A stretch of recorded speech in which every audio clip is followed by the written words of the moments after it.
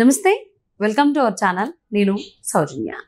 IAS officer Smita Sabharwal ఈవిడ పేరు ఎప్పుడు తీసినా కానీ హాట్ టాపిక్ కానీ అవుతుంది.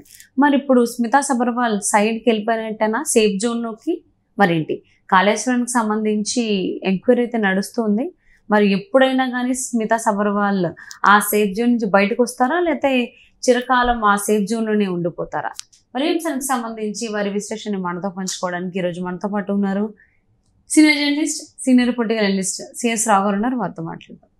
నమస్తే రావు గారు. నమస్తే. ఐఏఎస్ ఆఫీసర్ స్మితా సబర్వాల్ చాలా ఆరోపణలు వచ్చాయి ఆవిడ పైన. సో ప్రజెంట్ అయితే ఆవిడ సేఫ్ జోన్లోకి వెళ్ళిపోయారు అని అంటున్నారు. ఓ పక్కేమో కాళేశ్వరం ప్రాజెక్ట్కి సంబంధించి విచారణ జరుగుతూనే ఉంది, ఎంక్వైరీ చేస్తూనే ఉన్నారు. మరి ఇంకా ఈవిడ పరిస్థితి ఏంటి, స్మితా సబర్వాల్ పరిస్థితి సేఫ్ జోన్లో ఉన్నట్టేనా? ఇప్పుడు తాజా పరిస్థితులు, తాజాగా జరుగుతున్న విచారణ ఇవన్నీ గమనిస్తూ ఉంటే కనుక స్మితా సబర్వాల్ చాలా తెలివిగా ఆవిడ సేఫ్ జోన్లోకి వెళ్ళిపోయినట్టు కనిపిస్తుంది. వాస్తవంగా ప్రభుత్వం మారిన వెంటనే ఐఏఎస్ల మీద వచ్చినటువంటి కొంచెం అలిగేషన్స్ ఉన్నాయంటే స్మితా సబర్వాల్ మీద. స్మితా సబర్వాల్ రేవంత్ రెడ్డి ముఖ్యమంత్రి అయిన తర్వాత కూడా కట్టసిగా ఆయన దగ్గరికి వెళ్ళి కలవడానికి కూడా ఇష్టపడలేదు.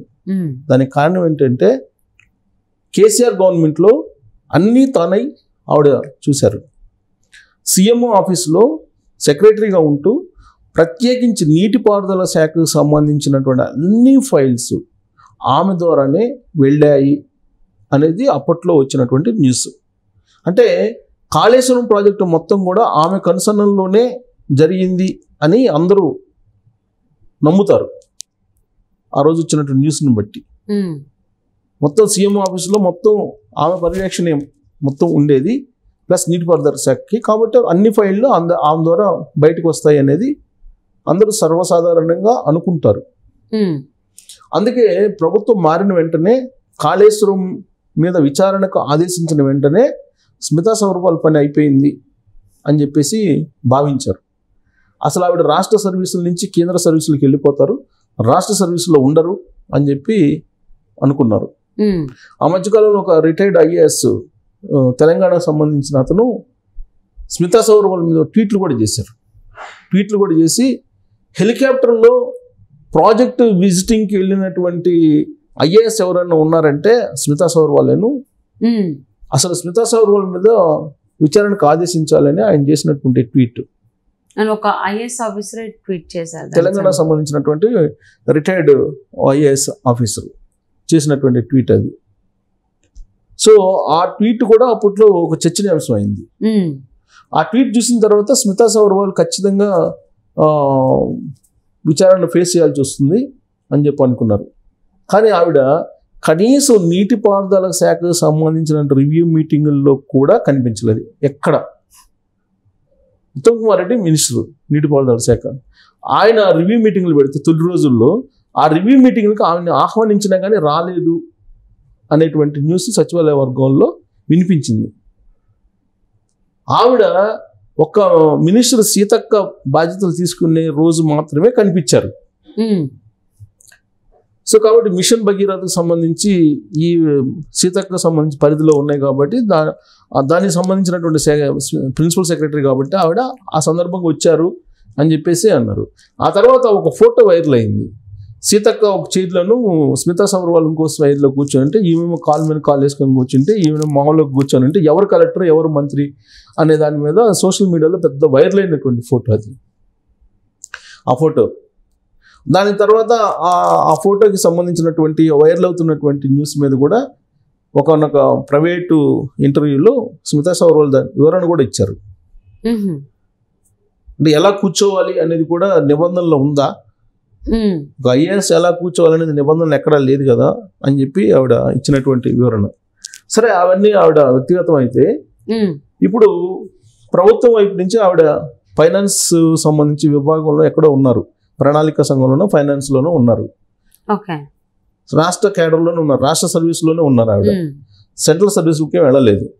అయితే తొలి రోజుల్లో ప్రభుత్వం మారంగానే ఈ మీద విచారణకు ఆదేశించే అవకాశం ఉందని చెప్పి వచ్చినటువంటి న్యూస్తో పాటు సోషల్ మీడియాలో వచ్చింది ఏంటంటే ఆల్రెడీ స్మితా సబర్వాల్కి ఢిల్లీలో పెద్ద లాబింగ్ ఉంది, కాబట్టి ఆమెను టచ్ చేసేటువంటి అవకాశం కూడా లేదు అని చెప్పి ఆ రోజే వినిపించింది. దానికి తగిన విధంగానే ఇప్పుడు పరిస్థితులు కనిపిస్తున్నాయి. ఇప్పుడు కాళేశ్వరానికి సంబంధించి విచారణ జరుగుతుంది. రిటైర్డ్ జడ్జి చేత విచారణ జరిపిస్తూ ఉన్నారు. దాంట్లో సాంకేతిక నిపుణులు అందరూ ఉన్నారు కమిటీలో. ఆ కమిటీ విచారణ చేస్తుంది. ఆ కమిటీ విచారణ చేస్తున్నటువంటి క్రమంలోనే కాళేశ్వరాన్ని ఆ కమిటీ ఇచ్చేటువంటి సూచనలు సలహాల మేరకు దాన్ని మళ్ళీ రీకన్స్ట్రక్షన్ చేసేటువంటి రిపేర్లు చేసేటువంటి ప్రయత్నం చేస్తుంది ప్రభుత్వం. అదే సమయంలో కాళేశ్వరం ఇంకొక పార్ట్ కూడా కూలిపోయింది, ఇంకొక పార్ట్ కూడా డ్యామేజ్ అయింది. పిల్లర్ నెంబర్ 670 ఏదో అది కూడా కుంగిపోయింది. అసలు అది పనికి వస్తుందా లేదా అనేది కూడా అర్థం కావట్లేదు. దాని మీద ఢిల్లీలో రేవంత్ రెడ్డి ముఖ్యమంత్రి హోదాలో మంగళవారం రోజు మాట్లాడారు. అసలు కాళేశ్వరం పనికి వస్తుందా లేదా అనేది ఇప్పుడే నేను చెప్పలేను అన్నట్టుగా ఆయన మాట్లాడారు. కాళేశ్వరం అనేది తెలంగాణకు ఒక మణిహారం. కేసీఆర్ 10 సంవత్సరాలు సీఎంగా ఉండి ఏం చేశారా అని అంటే వాళ్ళు చెప్పేది ఏంది బీఆర్ఎస్ అంటే మా కేసీఆర్ కాళేశ్వరం కట్టాడని చెప్తారు. అంతే, అంతకుమించి ఆయన చేసింది ఏం లేదు కదా. మరి ఆ కాళేశ్వరం ఇప్పుడు పరిస్థితి ఏంటి? ఆ కాళేశ్వరం అసలు పనికి వస్తుందా లేదని నేను చెప్పలేనని చెప్పి ఒక ముఖ్యమంత్రి అంటున్నారు. మరి విచారణకు ఆదేశించారు. విచారణకు ఆదేశించిన తర్వాత ఎవరినైనా కానీ బాధ్యులు చేశారంటే కింద స్థాయి ఉద్యోగుల్ని సస్పెండ్ చేశారు, ఒకళ్ళిద్దరిని. అసలు ఎవరైతే ఉన్నారో వాళ్ళని టచ్లు చేయలేకపోయారు. తర్వాత ఆ ప్రాజెక్ట్ మొత్తానికి కన్స్ట్రక్షన్ కానీ చేసింది ఏంటంటే mega company, LNT mega company. ఎల్ఎన్టీని ఎటకేలకు 1-2 సందర్భాల్లో మెన్షన్ చేశారు, కానీ ఎల్ఎన్టీ పేరు ఎక్కడ మెగా కృష్ణారెడ్డి మెగా కంపెనీకి సంబంధించి మెయిల్కి సంబంధించి ఎక్కడ కూడా ప్రస్తావన తీసుకురావట్లా. ఆ కంపెనీతోటి టైఅప్ అయిపోయి కేసీఆర్ ప్రభుత్వం కాళేశ్వరం ప్రాజెక్ట్ని కూలిపోయేలా నిర్మించారనేది అందరికీ తెలిసినటువంటి విషయం. ఆ కంపెనీ మీద ఆల్రెడీ కంప్లైంట్లు ఉన్నాయి. ఈ మధ్యకాలంలో సిబిఐ కూడా ఆ కంపెనీ మీద ఒక కేసు కూడా రిజిస్టర్ చేసింది అని చెప్పి కూడా తెలుస్తుంది. నేషనల్ మీడియాలో వచ్చింది, అక్కడక్కడ కొన్ని వెబ్సైట్స్లో. తెలుగు మీడియాలో ఎక్కడ రాలేదు, ఎందుకంటే తెలుగు మీడియాని కూడా క్యాప్చర్ చేసినటువంటి కంపెనీ అది. సో ఇలాంటి పరిస్థితుల్లో స్మితా సబర్వాల్ సేఫ్గా ఉన్నారని అంటే కాంగ్రెస్ పార్టీ ఇచ్చినటువంటి హామీ ఏదైతే ఉందో తెలంగాణ సమాజానికి అది పూర్తి స్థాయిలో నెరవేర్చట్లేదండి. రాహుల్ గాంధీ కాళేశ్వరం ప్రాజెక్ట్ దగ్గరికి వెళ్ళి ఏం చెప్పారు? కాళేశ్వరంలో అవినీతి జరిగింది, ఆ అవినీతి మొత్తాన్ని మేము రికవరీ చేస్తాము, రికవరీ చేసి తెలంగాణ ప్రజలకు పంచుతామని చెప్పారు. రేవంత్ రెడ్డి కూడా వెళ్ళారు, ఈ మధ్య కూడా వెళ్ళారు రేవంత్ రెడ్డి. మళ్ళీ రేపు మాపు కూడా వెళ్తున్నారు, ఎందుకంటే మిగతా పార్టీ ఎంత కుంగిపోయింది ఎంత కూలిపోయింది అని చూడటానికి. కానీ తెలంగాణ ప్రజలకి మరి రికవరీ ఏం చూపిస్తున్నారు? కనీసం ఆ నీటిపారుదల శాఖ సంబంధించి సీఎం ఆఫీస్లో ఉండి ఫైల్ని మొత్తం మానిటర్ చేసినటువంటి స్మితా సబర్వాల్ని టచ్ చేసేటువంటి ధైర్యం కూడా ఈ ప్రభుత్వం చేయట్లేదు. ఎందుకు ఇక విచారణ ఎలా చేస్తారు? అంటే స్మితా సబర్వాల్ వెనకాల ఎవరైనా కారణాలు ఏమైనా కానీ, స్మితా సబర్వాల్ వెనక ఎవరైనా ఉన్నాయి, స్మితా సబర్వాల్ లాబింగ్ చేసుకొని కారణాలు ఏమైనా కానీ విచారణ జరుగుతున్నటువంటి తీరుని నేను చెప్తున్నా. విచారణ జరుగుతున్న తీరు ఎలా ఉంది? ఒకళ్ళిద్దరు ఏఈలను లేకపోతే వాళ్ళని సస్పెండ్ చేశారు తప్ప స్మితా సబర్వాల్ ఈడు వైపు రాకుండా ఏమన్నా డైవర్షన్స్ చేస్తున్నారు అనుకోవచ్చా? ఇప్పుడు ఆ రోజున సీఎం ఆఫీసులో నీటిపారుదల శాఖకు సంబంధించి ఫైల్ని క్లియర్ చేసింది, తర్వాత మానిటర్ చేసింది ఆవిడే అని చెప్తుంటారు. ఆవిడేమో తనకు సంబంధం లేదు, నేను మీకు మిషన్ భగీరథ వరకే అని చెప్పి ఆవిడ చెప్తున్నారు. సరే, ఆవిడకి సంబంధం లేదని భావించి మరి వీళ్ళు విచారణ కొనసాగిస్తున్నారా అని అంటే మరి ఉత్తమ్ కుమార్ రెడ్డి ఆవిడని మీటింగ్లు పిలిస్తే రావట్లేదని చెప్పి ఆయనే చెప్పాడు కదా మీడియాకి, ఉత్తమ్ కుమార్ రెడ్డి. సరే, కారణాలు ఏదైనా కానీ అంటే ఆ గురించి కాదు నేను చెప్తుంది. సరే, ఆవిడ ఐఏఎస్, ఆవిడ సేఫ్ జోన్లో ఉండిపోయారు, ఓకే, నో ఇష్యూ. కానీ ఇక్కడ తెలంగాణ సమాజానికి ఇచ్చినటువంటి హామీ మేరకు కాంగ్రెస్ పార్టీ ప్రభుత్వం పనిచేస్తుందా అనేది ఇప్పుడు విచారణ చేసి ఏం చేశారు? కొండలతో వెలుగును పట్టినట్టు అయింది.